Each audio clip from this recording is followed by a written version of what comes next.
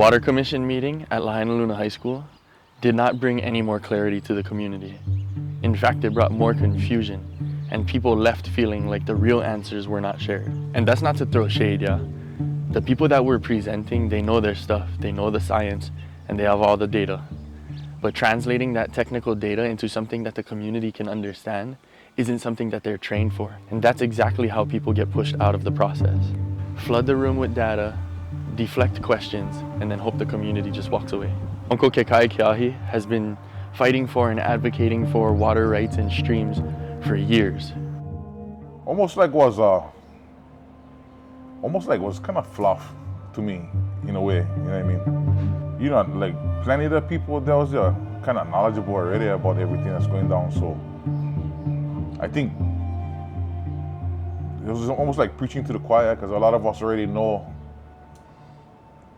We've seen Aaron's data so many times, and you know, he's doing a good job with his data and stuff like that. So I think for the new people who was there for the first time seeing that kind of stuff, maybe it's an eye-opener as far as our water resources. But here's the thing, the decisions being made about water and how it will be managed is based on that data. But if nobody's watching closely, then they can twist it and spin it and manipulate it in a way that serves their interest. Sustainable yield numbers, well pumping levels, stream flow standards. If we don't understand it, how are we going to challenge it?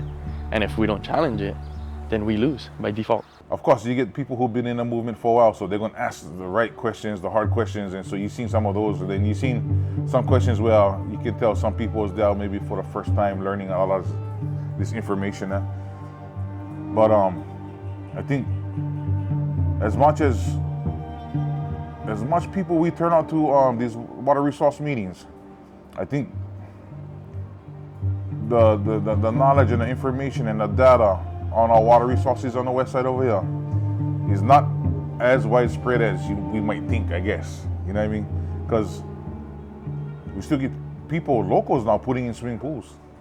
And if they understood the data and understood the research, I think they might think twice about putting swimming pools. But when you look at the data already at the wells that we drawing from, with like the county wells, the two Waipuka wells and the two Kanaha wells, the salinity levels in that went through the roof 20 years ago.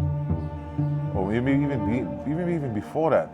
And what they did was they made that treatment facility up above Lahaina Luna to take stream water and dilute the well water that they was pulling out of the ground because of the salinity levels being so high. They had to dilute it back down so it's palatable for potable use and meets the federal standards. So now we find ourselves kind of back in the same situation again. So if that wasn't an indicator to say that we need to make better use of our water, including R1, somehow curb overdevelopment in a way,